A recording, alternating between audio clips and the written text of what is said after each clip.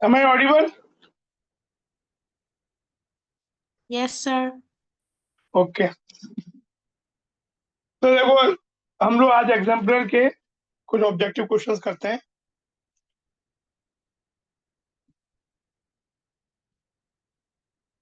Arrange the following in decreasing order of there boiling point. In general जो आपका organic compounds में होता है, तो हमने देखा है कि अगर सेम होमोलोगस सीरीज है तो जैसे जैसे मोलर मास बढ़ते हैं उनका बॉइलिंग पॉइंट बढ़ता है एक तो, लेकिन सेम मोलर मास के कंपाउंड में ब्रांचिंग बढ़ने से सरफेस एरिया बढ़ती है, सरफेस एरिया बढ़ने से van der Waals forces weak होते हैं, तो बॉइलिंग पॉइंट कम होता जाता है। तो यहाँ पे आपको दिया हुआ है n butane 2 methyl butane. 2 methyl butane actually एक पेंटेन का आइसोमर हो गया, n pentane and 2 di methyl propane, ये भी आपका पेंटेन का आइसोमर हो गया। तो सबसे ज्यादा क्या हो जाएगा, यानी ये तीनों तो पेंटेन के आइसोमर हो गए,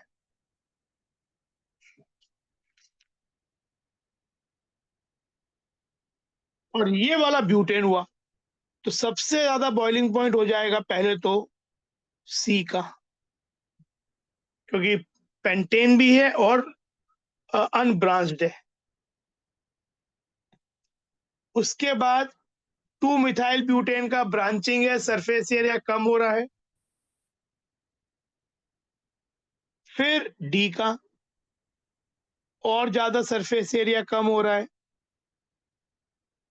स्फेरिकल हो रहा है। एंड फिर ए, क्योंकि वो तो होमोलोगस सीरीज का एक कम मोलर मास का है, तो सी बी डी ए। तो डिक्रीजिंग ऑर्डर में बॉइलिंग पॉइंट ये हो गया, एक तो ये चीज। Then arrange the halogens fluorine, chlorine, bromine, iodine in order of their increasing reactivity with alkanes. ये तो हमने पढ़ा है फ्री रेडिकल हेलोजेनेशन के समय।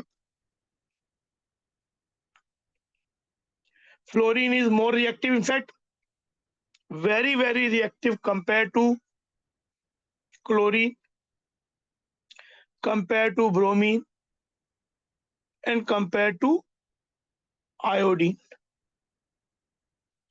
इनफैक्ट ज्यादातर जब हेलोजिनेशन करते हैं तो हम लोग क्लोरीन और ब्रोमीन को ही ज्यादातर कंसिडरेशन में लेते हैं, अच्छा मतलब कुछ ईल्ड और के लिए। तो वहां पे हम बात भी करते हैं कि ये मोर रिएक्टिव है, लेस सेलेक्टिव है, उस कारण से इसका जो एब्स्ट्रैक्शन रेट होता है क्लोरीन के लिए 3 डिग्री एच। आंसर हमारा हो गया, आंसर हमारा हो गया। इसमें इंक्रीजिंग बोला है तो iodine, bromine, chlorine, fluorine, answer ये हो गया। एक दो पॉइंट में बता दे रहा हूं, इसका एब्स्ट्रैक्शन रेट क्लोरीन के लिए होता है 5:3.8:1, जबकि ब्रोमीन के लिए यही रेट होता है, ये क्लोरीन के लिए है 1600:82:1, एब्स्ट्रैक्शन रेट वाली बात जाती है। तो ये चीज हो गया।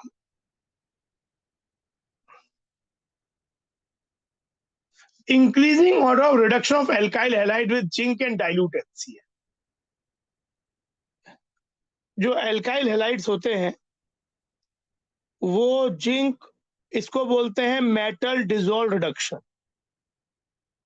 It's an example of metal dissolve.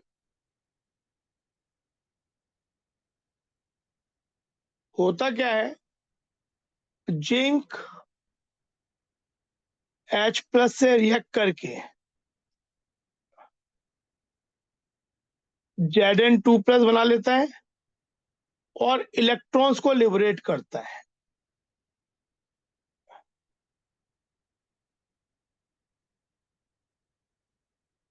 तो जो ये तो इलेक्ट्रॉन लिबरेट करेगा, ये इलेक्ट्रॉन एज अ न्यूक्लियोफाइल काम करते हैं,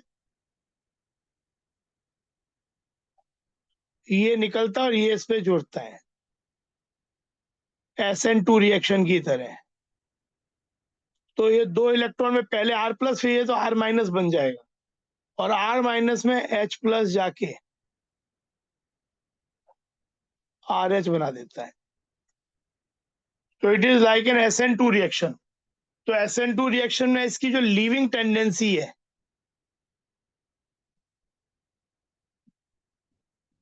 that should play a role. तो लीविंग टेंडेंसी का ऑर्डर क्या होता है? I माइनस बेटर होता है then Br minus, weaker the base better the leaving group.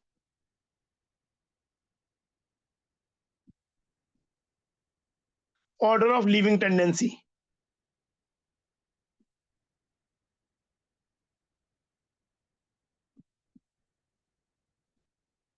remember, weaker the base, better the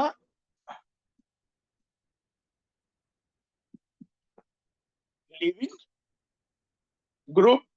तो ये क्या हो जाएगा? इंक्रीजिंग में चाहिए तो RCl, RBr, RI। RF तो बहुत ही कम होता है, सबसे आगे हो जाएगा, कम, सबसे कम हो जाएगा। तो ये आंसर हो जाएगा आपका बी, सेकंड। ये चीज एसिडिक करेक्टर आपको याद हो तो HI एसिडिक करेक्टर का आपको याद हो, इनका बहुत क्वेश्चन आता है।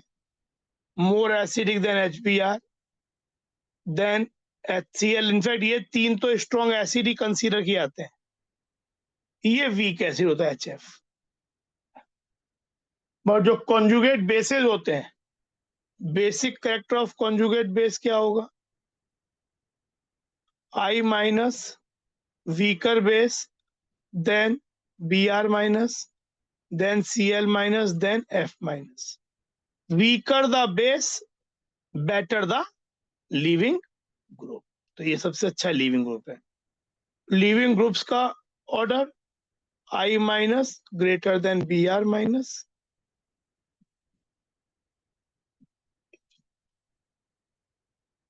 तो ये आपका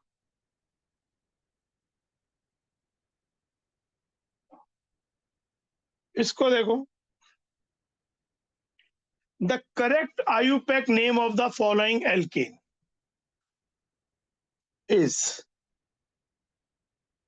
तो सबसे लॉन्गेस्ट चेन सेलेक्ट करनी है, पहले तो यही का है, क्योंकि एल्केन है, डबल बॉन्ड और भी नहीं है। तो देखो 1 2 3 4 5 6 7 8, 1 2 3 4 5 6 7 8। एक ऐसे भी मिल रहा है, एक ऐसे भी मिल रहा है, ये भी 8 है। तो अब इन दोनों में क्या सेलेक्ट करें? तो जब चेन की लेंथ, अच्छा ये तो बिल्कुल ही सेम है, चाहे मैं ये CH2 CH3 सेलेक्ट करूं, चाहे ये वाला सेलेक्ट करूं स्ट्रेट में। मेन इन दोनों के बीच में चॉइस है, जो तो अभी दो बनाए, एक ग्रीन वाले से और एक ब्लू वाले से।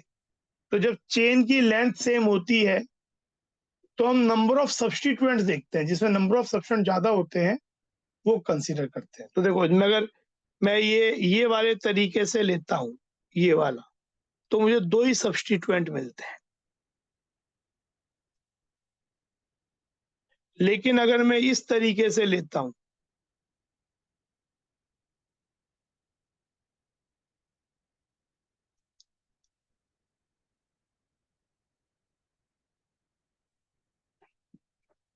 ये ब्लू वाले तरीके से, तो मुझे CH3 मिलता है, ये मिलता है और ये मिलता है सब्सटीट्यूएंट। 3 सब्सटीट्यूएंट मिल जाते हैं। तो I should select in this manner, ये ब्लू वाला जो तरीका है। अब नंबरिंग देखते हैं 1 2 3, पर यहां पे करते हैं तो 1 2 आता है, तो यानी यहां से करेंगे सेट ऑफ लोकेट के साथ 1 2 3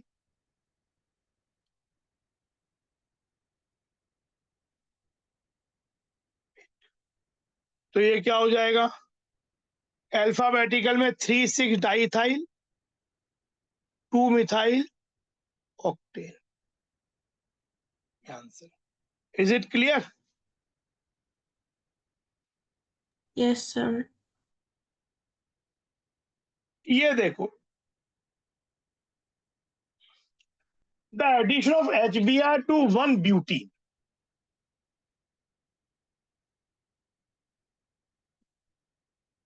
gives a mixture of products A, B and C। अगर मेरे पास 1 ब्यूटीन है,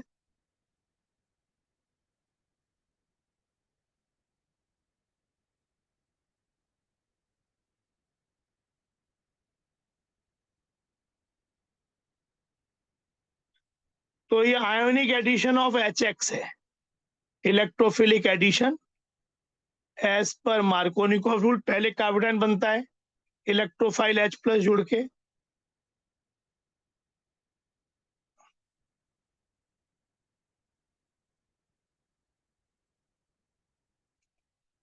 इससे और स्टेबल तो बन नहीं सकता, तो रीअरेंजमेंट यहाँ होगा नहीं। और फिर इसमें मतलब ये मेजर वाला बना रहा हूं मैं, बीइंग प्लेनर, जो Br- है, क्योंकि अल्टीमेटली ये कार्बन कायरल बनने वाला है, तो CH3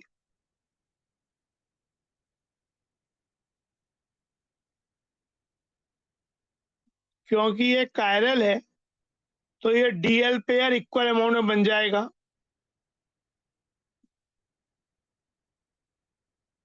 जो ये बना भी रहे ये वाला चीज A एंड B। और माइनर क्या हो जाएगा, माइनर यहाँ पे हो जाएगा, कार्बोकेटाइन इधर बन गया और Br ये, तो ये माइनर हो गया C, एंटी मार्कोनिकॉफ प्रोडक्ट, पर वो माइनर होगा।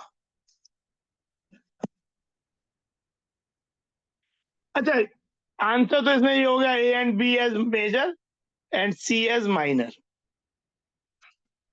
पर एक बात नोट करो, एक्चुअली ये बनाना तो यहाँ चाह रहे हैं, या बनाना चाहिए RS कॉन्फ़िगरेशन या DL पेयर, पर देखो क्या ये दोनों अलग हैं? मतलब गलती बता रहा हूँ एक चीज, ये कायरल कार्बन है, ये रिप्रेजेंट कर रहा है डैश्ड वेज अवे, ये टूवर्ड्स। तो इसमें तरीका क्या होता है पता करने का, हाईएस्ट प्रायोरिटी फर्स्ट प्रायोरिटी है Br की,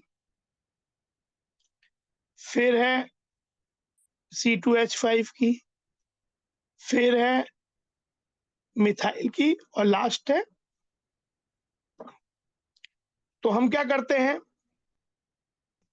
कि हाईएस्ट प्रायोरिटी, जो लोएस्ट प्रायोरिटी वाला ग्रुप है वो डैश्ड वेज पे होना चाहिए, तो इसको यहां ले आए। तो जब ये यहां ले आए तो 2 वाला इधर आ गया, इंटरचेंज हो गया। और to keep the sense same, इनको भी इंटरचेंज कर देंगे।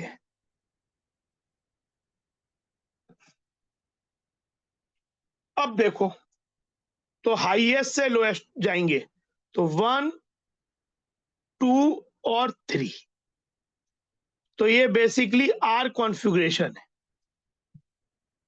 अब देखिए क्या ये S है, इस वाले को देखो, ये 1 प्रायोरिटी में, ये 2, ये 3 और ये 4। Depth wedge already lowest priority वाला ग्रुप ही है, तो यहाँ कुछ करने की जरूरत नहीं है, बस मूव करने की जरूरत है हाईएस्ट से लोएस्ट की तरफ। तो 1, तो ये भी तो R ही आ रहा है। एक्चुअली यहाँ A और B DL पेयर चाहते थे वो बनाना, पर गलती कर दी है बनाने में, दोनों सेम है। आंसर ये दे देंगे, लेकिन एक्चुअली इसमें ये वाला एस या ये आर, तो ये वाला एस होना चाहिए था। They are not inheritive pair, rather than they are just, आपका क्या हो रहा है, दे आर जस्ट आइडेंटिकल। तो ये मतलब ऐसा चाहते नहीं थे, कि ये ऐसा बनाना नहीं चाहते थे, पर ये गलती से इनसे बन गया।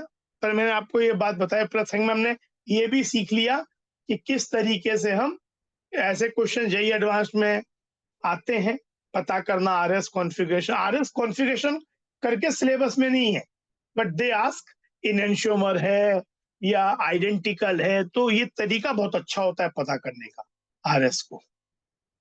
पहले सबका प्रायोरिटी ऑर्डर लगाया, फिर डैश वैच पे लोएस्ट प्रायोरिटी वाले ग्रुप को लाए इंटरचेंज करके जिसके संग है, और दूसरे को भी इंटरचेंज कर दिया, जिससे सेंस बदले नहीं।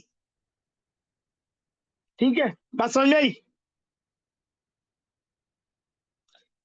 ऐसे क्वेश्चंस में रीअरेंजमेंट की गुंजाइश भी होती है। ये देखो,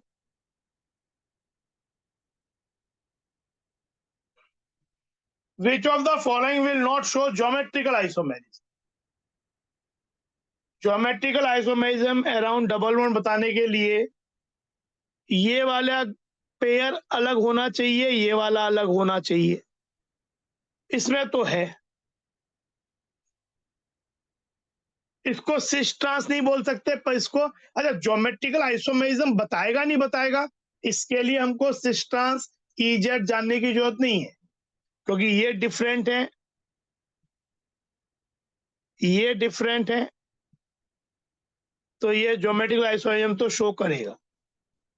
पर कोई पूछे कि ये सिस ट्रांस है क्या, तो इसको, क्योंकि चारों डिफरेंट है तो सिस ट्रांस नहीं बोल सकते, लेकिन ईजेड में बोल सकते हो। तो क्या होगा, इसमें डी की प्रायोरिटी एच ज्यादा होती है, क्योंकि इनके एटॉमिक नंबर सेम है पर इसका एटॉमिक मास ज्यादा है, और सीएल की प्रायोरिटी एफ ज्यादा होती है, तो ये आपका एक्चुअली जेड आइसोमर है।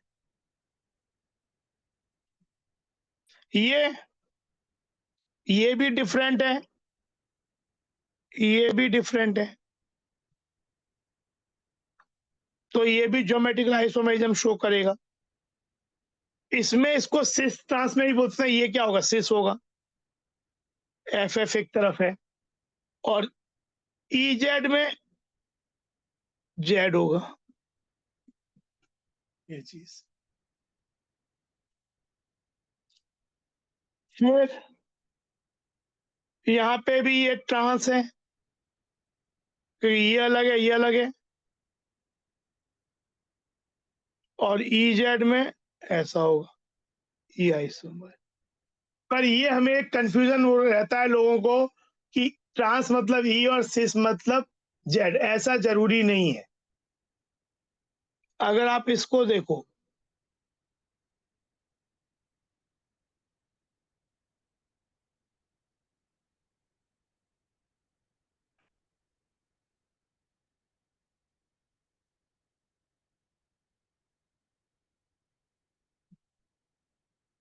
सिस trans F, cis trans nomenclature में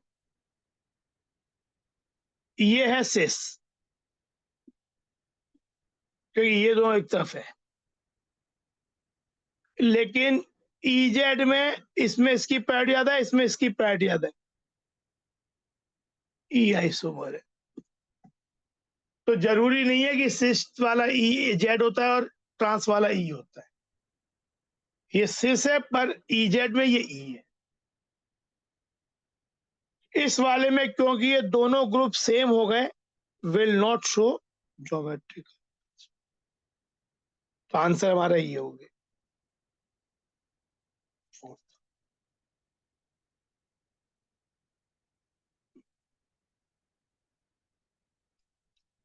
ये क्या है, अरेंज द फॉलोइंग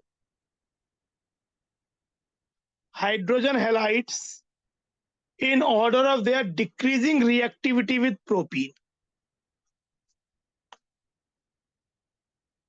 तो ये भी वही है, एल्कीन में एच एक्स का जुड़ना, ionic addition of HX electrophilic addition. तो जितना इजीली H+ अवेलेबल होगा उतना इलेक्ट्रोफाइल इजीली जुड़ जाएगा, क्योंकि इलेक्ट्रोफाइल इज H+ हियर, यानी stronger acid will give better yield. बस ये हो गया HI, क्योंकि इस रिएक्शन का जो RDS है वो होता है कार्बोकेटाइन बनना, इलेक्ट्रोफाइल का एडिशन HX से।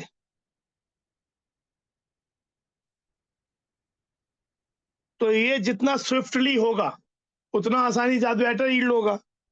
तो ये CH3 CH+ CH3 बन जाता है, X- निकल जाता है। तो जितना आसानी से H+ मिले, तो H+ HI स्ट्रॉन्गर एसिड है, देन बॉन्ड भी स्ट्रेंथ कम है, बॉन्ड इजीली टूट जाएगा।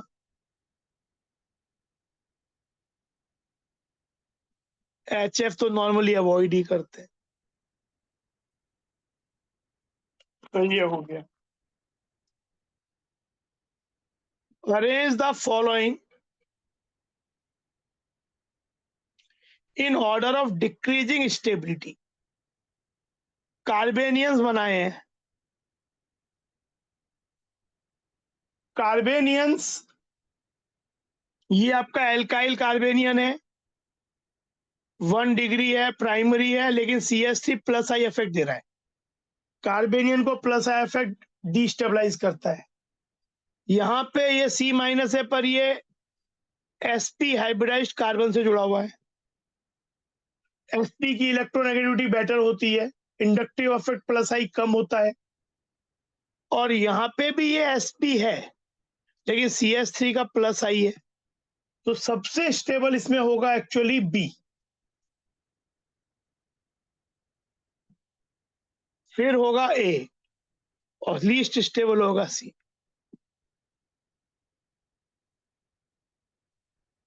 ये चीज, is it clear? Yes, sir. ये वाला देखो, arrange the following alkyl halides in decreasing order of the rate of beta elimination reaction with alcoholic KOH। Alcoholic KOH के संग ये डिहाइड्रोहेलोजिनेशन शो करेगा थ्रू E2 मैकेनिज्म। तो यहाँ पे जितना ज्यादा स्टेबल, वैसे हमने पढ़ा है कि जो एल्कीन एल्काइल हैलाइड होता है, एलिमिनेशन E2 का जो ऑर्डर होता है वो 3 डिग्री एल्काइल हैलाइड ज्यादा देन 2 डिग्री देन 1 डिग्री। इसका मतलब ही नहीं कि E1 के लिए भी ऐसे जो एलिमिनेशन होता है वो यही फॉलो ही करता है। तो ये, लेकिन यहाँ पे देखा जाए तो ये इधर इश्यू इससे नहीं आएगा, क्योंकि ये भी प्राइमरी हैलाइड है, ये भी प्राइमरी हैलाइड है, ये भी प्राइमरी हैलाइड है। तो यहाँ पे इससे तो नहीं बोल सकते। लेकिन जो एल्कीन बनने वाला है उसकी स्टेबिलिटी आल्सो विल डिसाइड, क्योंकि ये जो रिएक्शन होती है ये सेजेफ रूल के अकॉर्डिंगली होती है, और थर्मोडायनेमिकली कंट्रोल प्रोडक्ट होता है, मतलब मोर स्टेबल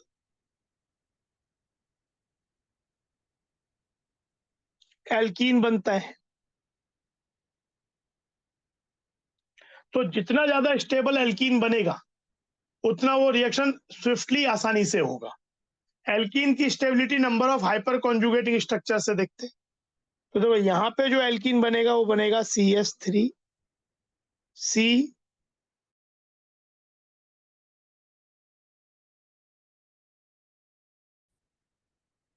तो इसमें आपके 6 हाइपर कॉन्जुगेशन है।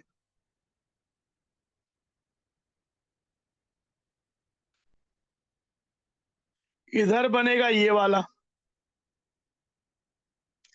और यहां बनेगा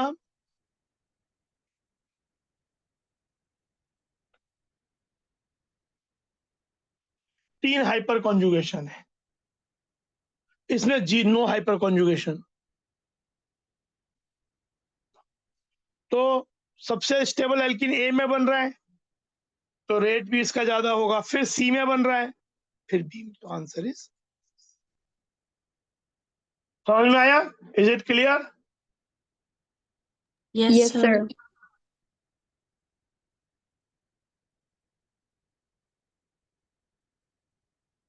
ये देखो, which of the following reactions of methane is incomplete combustion?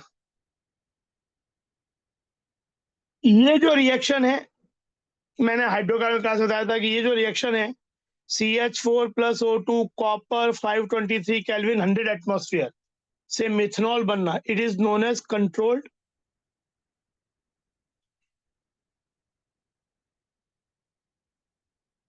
Controlled oxidation की कैटेगरी में आता है।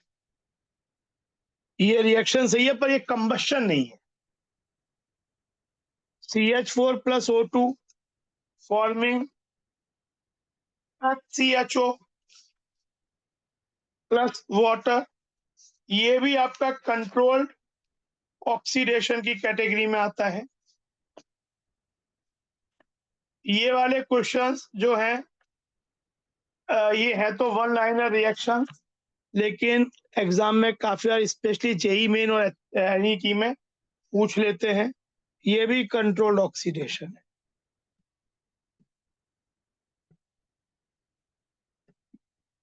ये कंबशन है, पर इसमें कार्बन बन के रह जाए या कार्बन मोनोऑक्साइड बन के रह जाए, then it is called incomplete combustion.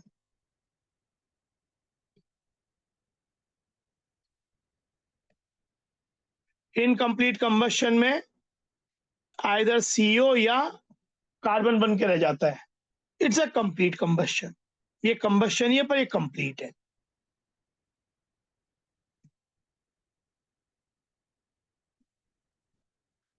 तो हमारा पूछा है कि मीथेन का इनकम्प्लीट कंबशन क्या है, तो आंसर हो जाएगा, अच्छा, दो कंट्रोल ऑक्सीडेशन की रिएक्शन और भी है, यहीं पे एक रिकैप करा देता हूं। NCERT बुक में दी भी है। हाइड्रोकार्बन चैप्टर में पढ़ा भी था। 2CH3 इथेन का ऑक्सीजन की presence manganese acetate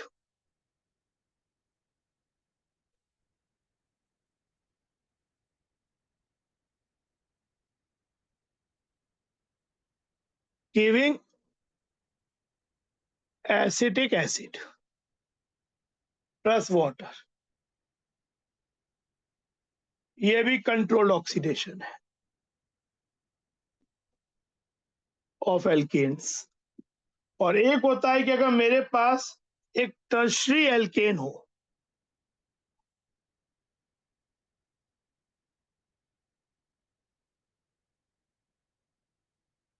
tertiary butane हो सकता है, यहाँ पे C2H5 हो सकता है, कोई यहाँ पे बस एल्काइल ग्रुप होने चाहिए, ये टर्शरी हाइड्रोजन। तो KMnO4 के संग this H converts to OH and बाकी वैसा ही रहता है। तो ये भी कंट्रोल्ड ऑक्सीडेशन में ही आता है। Ordinarily alkane resist oxidation, alkane इतना इजीली ऑक्सीडाइज नहीं होते, but alkanes having tertiary hydrogen atom can be oxidised to corresponding alcohol by potassium permanganate. तो वन चॉइस वाले खत्म हो गए, अब मल्टीपल चॉइस। ये तो देखो यही आ गया जो अभी हम कर रहे थे। Some oxidation reactions of methane are given below. Which of them are controlled oxidation reaction? तो ये तो combustion है, नहीं आंसर।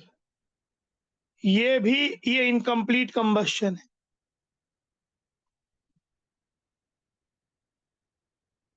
ये कंट्रोल्ड ऑक्सीडेशन है, अभी लिखा हमने ऊपर ही। और ये वाला भी कंट्रोल्ड ऑक्सीडेशन।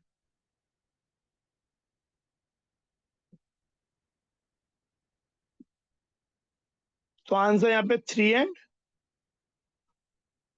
4 हो गया।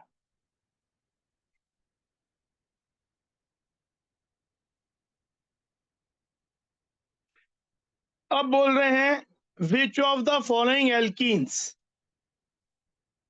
On ozonolysis.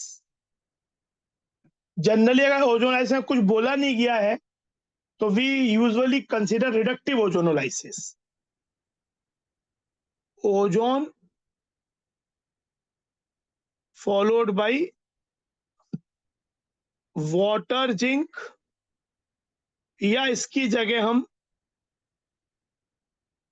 आपका वाटर और डाई मिथाइल सल्फाइड भी ले सकते हैं। तो ओजोन के बाद ये चीज होता क्या है एल्कीन के ओजोनोलाइसिस में,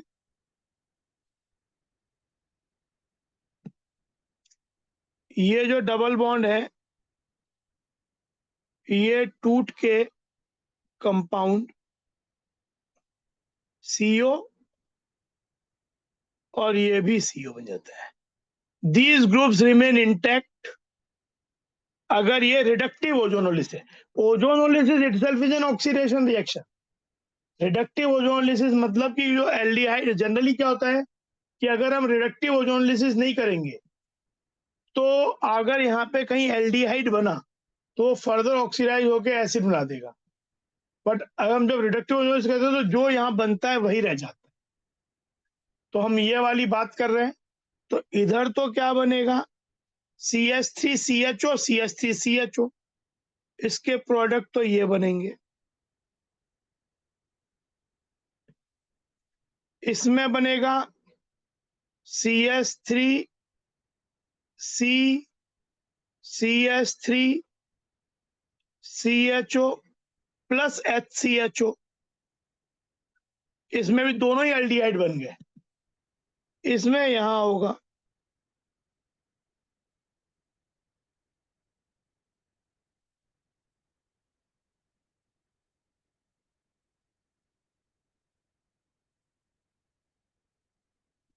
ये चीज, ये एसीटोन या 2 प्रोपेनॉन और ये साइक्लोपेंटेनॉन, ये दोनों कीटोन बना रहा है।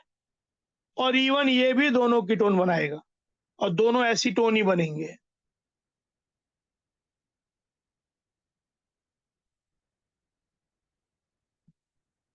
आंसर हो जाएगा 3 और 4।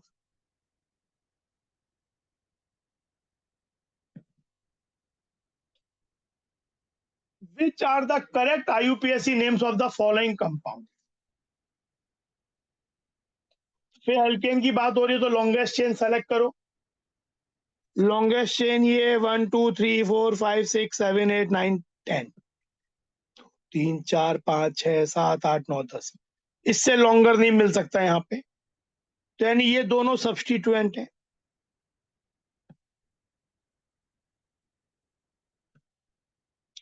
तो एक तो इसका ये डेकेन का डेरिवेटिव है, पहली बात तो डेकेन तो सब जगह ही दिया हुआ है। ये क्या कहलाएगा, ये ग्रुप क्या, CH, ये वाला चीज CH3। तो एक तो इसको आइसोप्रोपाइल बोल सकते हैं और ये सेकेंडरी ब्यूटाइल।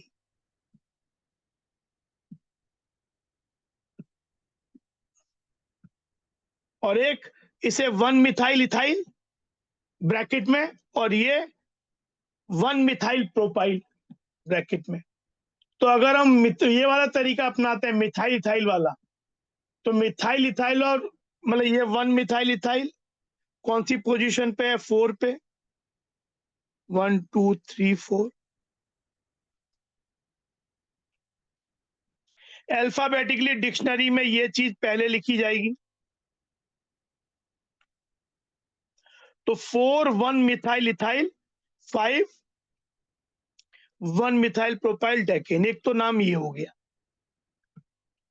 और एक सेकेंडरी ब्यूटाइल आइसोप्रोपाइल भी आईयूपीएसी कन्वेंशन में कंसीडर किए जाते हैं।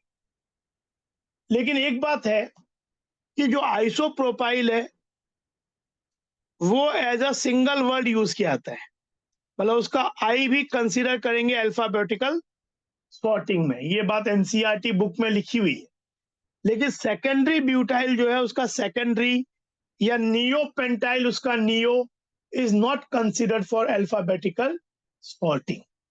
तो यानी यहाँ पे एक्चुअली अल्फाबेटिकल सॉर्टिंग होगा किसके बीच में, ब्यूटाइल के बीच में और आइसोप्रोपाइल के बीच में, जिसमें ब्यूटाइल पहले आएगा ये बाद में आएगा, इसीलिए 5 secondary butyl 4 isopropyl decane.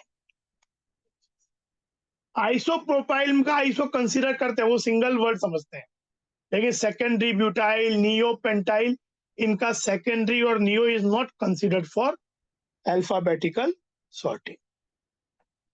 3 and 4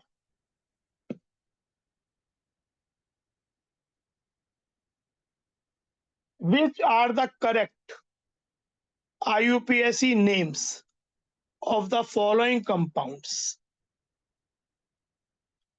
Longest chain 1 2 3 4 5 6 7 8 9 10. This can be called as neopentyl या तो, या 2 भी कह सकते हैं, क्योंकि ये मेन चेन की नंबरिंग नहीं है, दोनों ही अलग है। यहाँ पे इन्होंने 1 ही बोला, 1 नहीं बोला, तो दोनों चॉइस अवेलेबल है। आप ये यहाँ भी ये 1 और 1 बोल सकते थे। 2 डाई मिथाइल प्रोपाइल। अच्छा, ये पूरा नाम ही अल्फाबेटिकल सॉर्टिंग में आता है।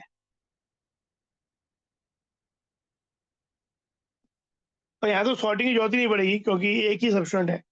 तो एक नाम क्या हो गया ये, और एक नाम हो गया 5 नियोपेंटाइल। देखिए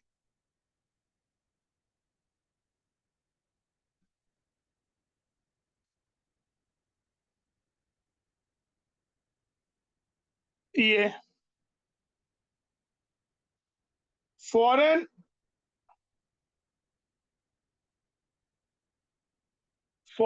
electrophilic substitution reaction, the presence of a halogen atom in the benzene ring।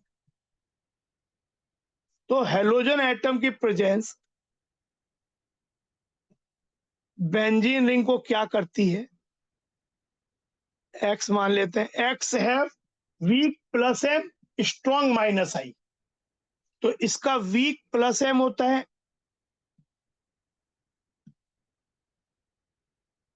Strong, इस मामले में जैसा रेयरिटी है, ठीक है ना, तो ये डीएक्टिवेट करता है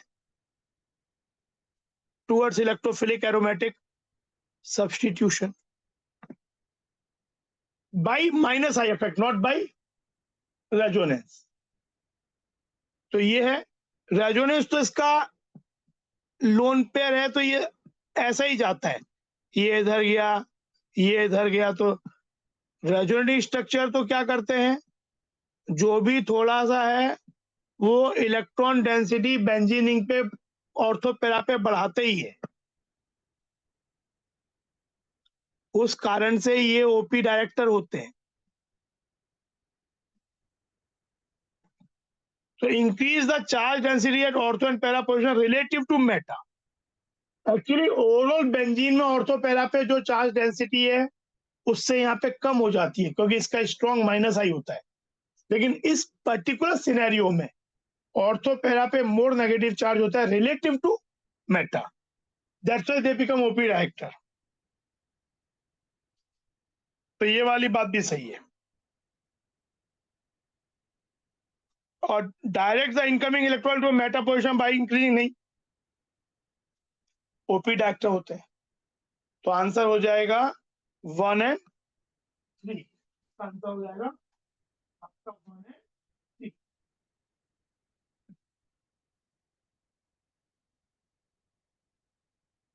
In an electrophilic substitution reaction of nitrobenzene, the presence of nitro group क्या होता है? shows -I strong and -M.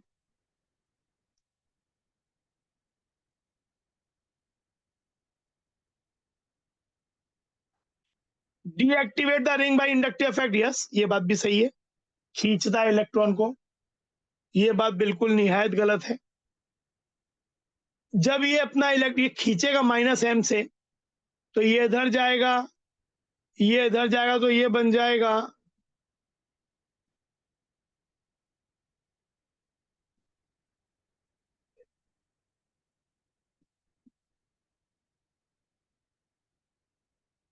यहाँ प्लस आ जाएगा, फिर इधर प्लस आ जाएगा, फिर इधर प्लस आ जाएगा। तो ये खींचेगा तो पूरे से ही, but it will make more positive charge on ortho para compare to meta. बढ़ा कहीं भी नहीं रहा, पर ऑर्थो पैरा पे ज्यादा चार्ज कम कर, नेगेटिव चार्ज कम कर रहा है, प्लस डेवलप कर रहा है। तो decreases the charge density at ortho and para position of the ring relative to meta position by resonance. ये बात सही है। जो प्लस आई और जैसे जो आपका जो एक्टिवेटर्स होते हैं, वो डायरेक्टली हेल्प करते हैं ऑर्थो पैरा को चार्ज डेंसिटी बढ़ा के। जो मेटा डायरेक्टर ग्रुप होते हैं, वो क्या कर रहे हैं? वो चार्ज डेंसिटी कहीं भी नहीं बढ़ा रहे, पर ऑर्थो पैरा की ज्यादा कम कर दे रहे हैं कंपेयर टू मेटा। तो उसका बेनिफिशियरी मेटा हो जाता है। ये वाली बात गलत है। They are not increasing the charge density, but they are decreasing the charge density at ortho para more compare to meta. ये अच्छा क्वेश्चन है, ये बहुत लोगों को कंफ्यूज कर जाता है, गलती हो जाती है।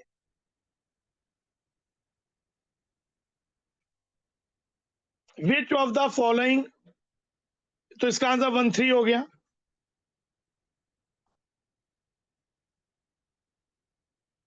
Of the following are correct. क्या ये बात सही है? बताओ। ये तो देखो 1 डिग्री है, 3 हाइपर कॉन्जुगेशन है कार्बोटाइन में। ये भी 1 डिग्री है, लेकिन इसमें एक फायदा है, जो ऑक्सीजन है वो अपना लोन पेयर से रेजोनेंस देगा। तो ये बात सही है कि ज्यादा।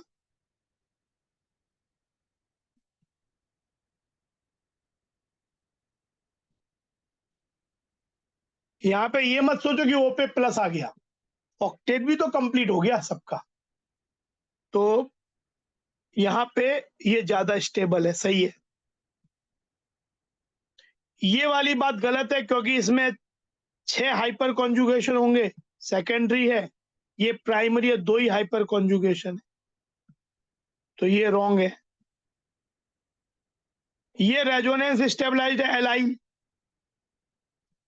एलाइल कार्बोकेटाइन, जबकि ये केवल प्रोपाइल 1 डिग्री और 2 हाइपर कॉन्जुगेशन। तो ये वाली बात भी सही है। और ये कहता है ये विनाइल कार्बोकेटाइन है, जो कि डबली बॉन्डेड पे C+ है, तो ये लेस स्टेबल है देन दिस, तो ये गलत है। तो आंसर इज 1 and 3।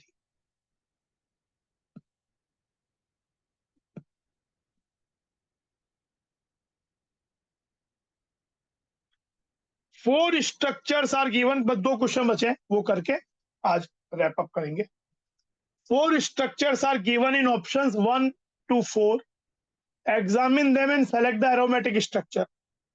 तो देखो, डबल, सिंगल, कार्बोकेटाइन, सिंगल, तो ये कॉन्जुगेशन में है, साइक्लिक कॉन्जुगेशन है, सब sp2 है,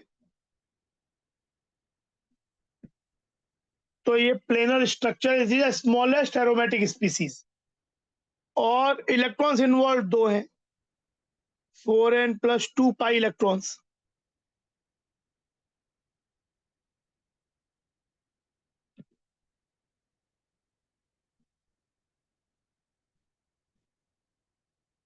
तो ये है, ये नहीं है, ये एंटी एरोमेटिक है, कि इसमें 4 इलेक्ट्रॉन हो जाएंगे। ये अगेन एरोमेटिक है, क्योंकि ये बाइफिनाइल है, तो एक रिंग, दोनों ही रिंग एरोमेटिक है, एक से भी काम चल जाएगा। ये क्या है? ये इंपॉर्टेंट चीज है। इसको बोलते हैं साइक्लो ऑक्टा टेट्राइन। तो इसमें देखो साइक्लिक कॉन्जुगेशन तो है, तो लेकिन इसमें इलेक्ट्रॉन्स इन्वॉल्व 8 पाई इलेक्ट्रॉन्स है, मतलब मल्टीपल ऑफ 4। तो ऐसी चीज को बोलते हैं एंटी एरोमेटिक। लेकिन ये एंटी एरोमेटिक नहीं है, क्योंकि उसमें साइक्लिक प्लेनर होना चाहिए, पर ये प्लेनर नहीं होता है, ये टब शेप्ड होता है। तो ये कंपाउंड एरोमेटिक नहीं है, पर ये एंटी एरोमेटिक भी नहीं है, एक्चुअली नॉन एरोमेटिक है, क्योंकि ये प्लेनर नहीं है, एक टब शेप्ड मॉलिक्यूल है। पर हमसे तो ये पूछा है कि एरोमेटिक सेलेक्ट करो, तो उसका आंसर तो 1 एंड 3 हो जाएगा। पर ये एंटी एरोमेटिक और ये नॉन एरोमेटिक, ये non aromatic. Then this one 19, the molecules having dipole moment are 2,2-dimethyl propane। तो 2,2-dimethyl propane ऐसा हुआ। इसके राउंड अगर मान लेते इसको मैं जेड मान लेता हूं, तो सभी जेड है, तो ये एक टेट्राहेड्रल स्ट्रक्चर हो गया, जेड जेड जेड, बिल्कुल सिमिलर ज्योमेट्री। तो इसका म्यू 0 होगा।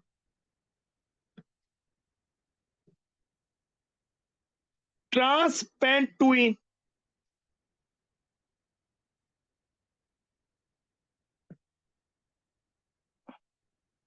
तो ट्रांसपेंटुइन में ऐसा हो जाएगा, इथाइल यहाँ पे मिथाइल यहाँ है, इस पे सिमेट्री नहीं है। ये तो अपने आप को कैंसिल कर रहा होगा, लेकिन ये एग्जैक्टली कैंसिल नहीं कर रहा होगा, तो ये म्यू नॉन 0 आएगा।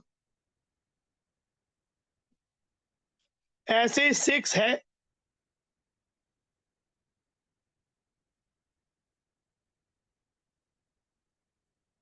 हेक्स 3इन, पर ये सिस आइसोमर सिमेट्री तो है, पर ये सिस बोल रहा है। सिस मतलब इथाइल यहाँ पे, इथाइल यहाँ पे, तो इसमें तो डाइपोल मूवमेंट होगा। इनफैक्ट जो सिस आइसोमर होते हैं उसमें डाइपोल मूवमेंट होने का, और उसमें डाइपोल डाइपोल इंटरेक्शन होते हैं, इसीलिए उनका बॉइलिंग पॉइंट आपका ज्यादा होता है compare to trans isomer. Melting point trans का यूजुअली ज्यादा होता है, क्योंकि वो क्रिस्टल में बेटर फिट करते हैं, पर बॉइलिंग पॉइंट सिस का ज्यादा होता है, पर इसका म्यू नॉन 0 है। और ये जो 2,2,3,3 टेट्रामिथाइल ब्यूटेन है,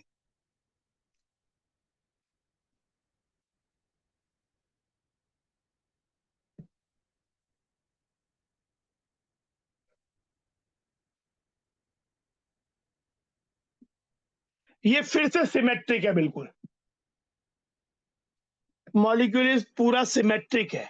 जिस जैसे इसका होगा ऐसे ही उसका जस्ट अपोजिट होगा, तो ये भी म्यू,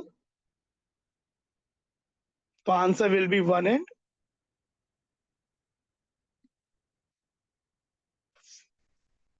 4 आपका आंसर पूछा गया।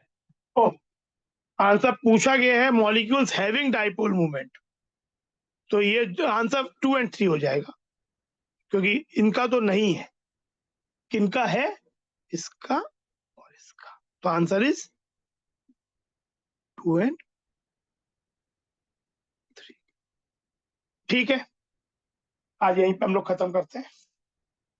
सही है, ठीक है।